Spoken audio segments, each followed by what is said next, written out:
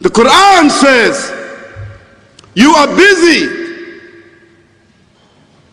piling up, calculating, developing your careers, your money, your occupation, your wealth,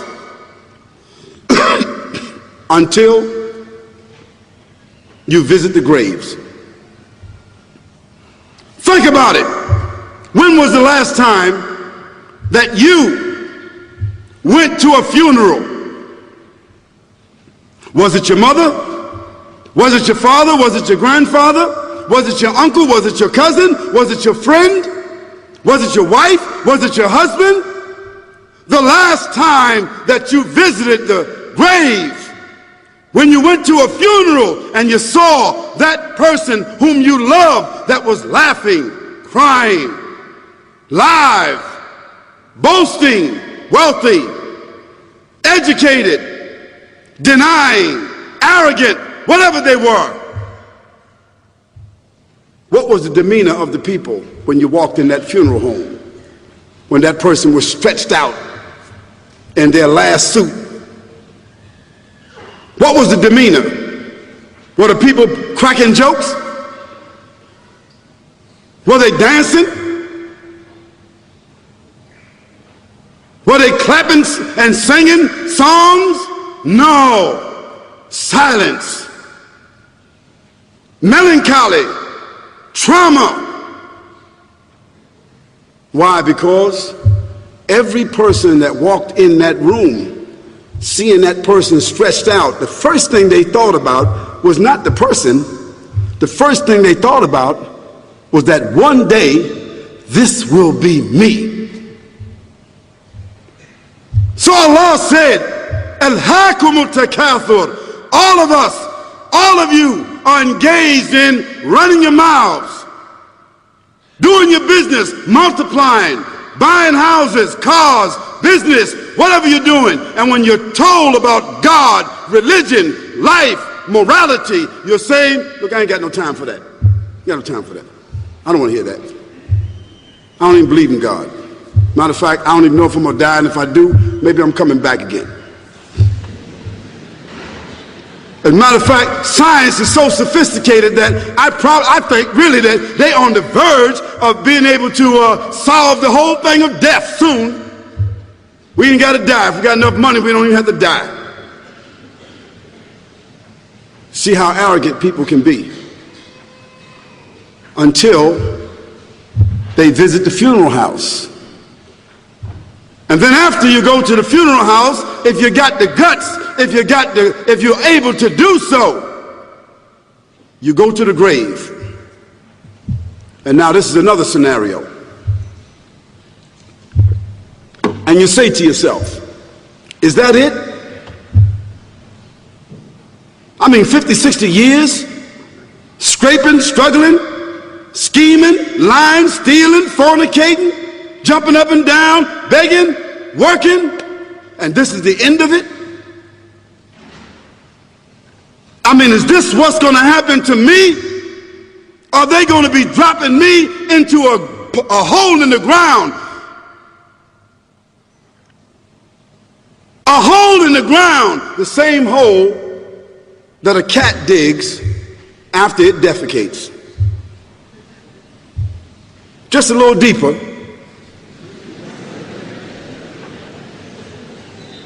But for the same reason. The cat digs a hole because the cat has dignity. Something that human beings don't seem to have. Instinctively, the cat digs a little hole, covers it up. Humans have got to be taught to do that. But it's for the same reason. So you and I, we're going into a hole a little deeper than the one the cat dug. And all the people that's crying, pulling out their hair, screaming, almost acting like they falling in the thing with you. They want to just jump in there with you. Not really though, you know, it's all an act. Because ain't nobody really going to jump in there and stay in there. They don't love you that much.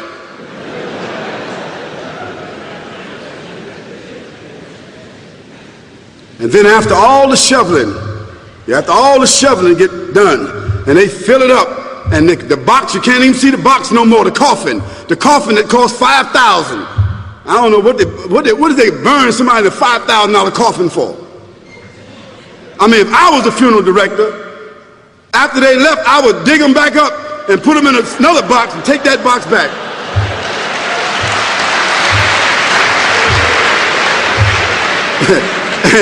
and honestly, I'm telling you, that's what they do. Yeah.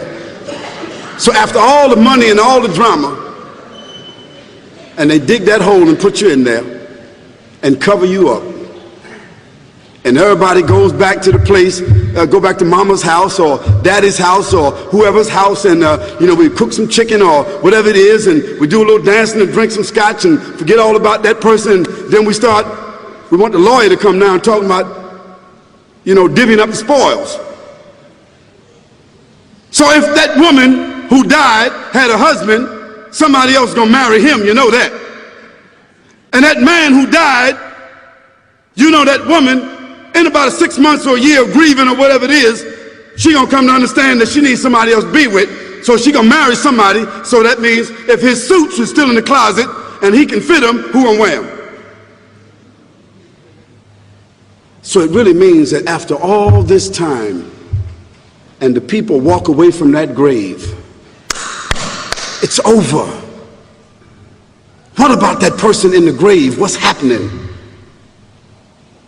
Because you know and I know that death is almost like sleeping.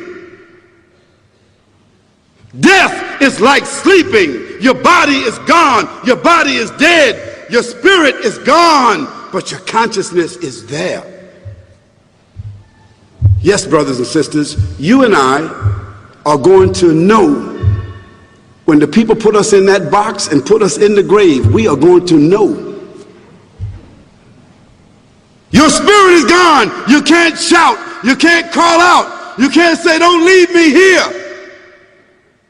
But you're going to be hearing and you're going to be seeing, because that's a different kind of consciousness.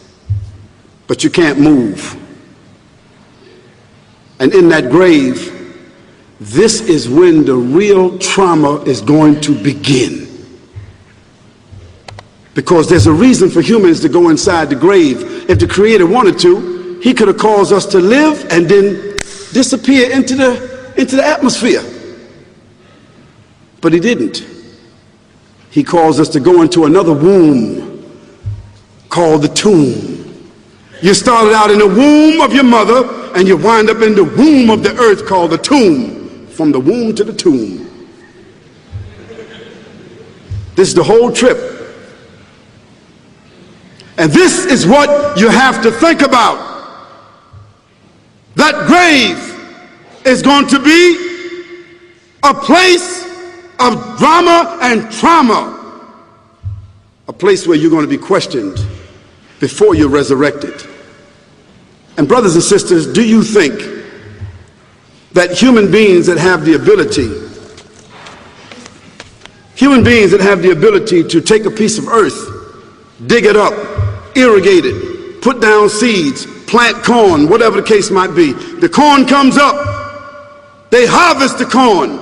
Then after that, what happens? They cut it down, dig it up again, put new seeds in there, and what happens after that?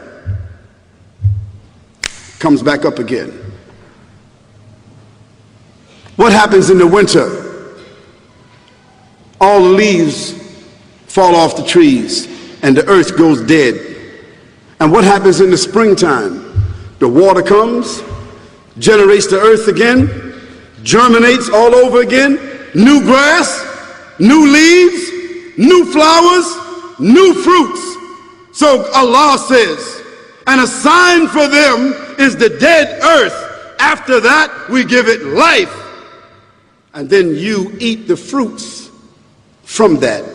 So Allah says, the one who gave you life in the beginning, is he not able to give you life all over again in order to judge you? Yes, certainly. You may want to deny it because you don't want to be judged.